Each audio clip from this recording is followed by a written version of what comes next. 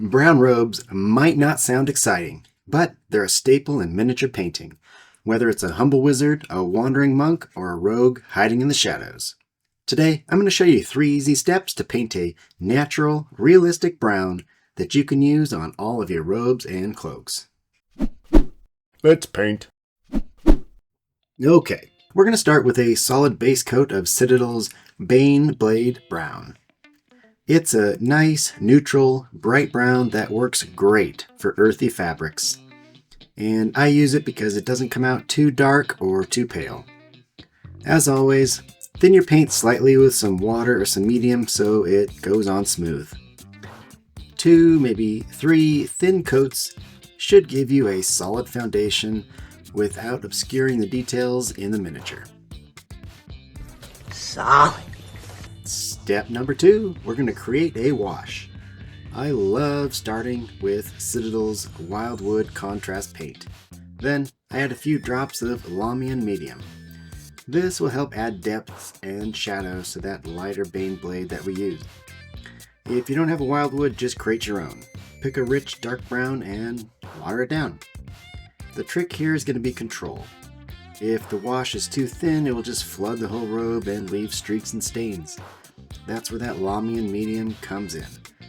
It helps to thin down the paint while also keeping it thick enough to cover everything. Work the wash into big sections, letting the Wildwood naturally flow into those recesses and folds. If you do notice any pooling or big shiny spots, wick them away with a clean, moist brush. This will help to keep those shadows deep without leaving those marks or splotches. Paint dripped and splotched on them.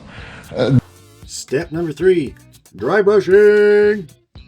Once the Wildwood is completely dry, we're going to bring that robe back to life with some highlights.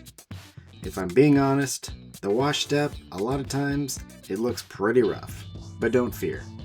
By carefully layering that Bane Blade Brown back over the raised areas and leaving some shadows from the wash untouched, it will usually come out looking pretty great at this stage. The dry brushing softens the transitions.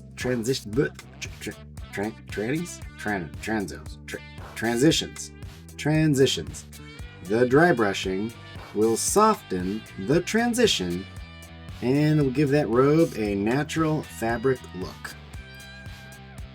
For the final highlight, we're going to mix a little white into that Bane Blade Brown and carefully pick out the sharpest edges and folds. This step will add contrast and it will make their robe really shine.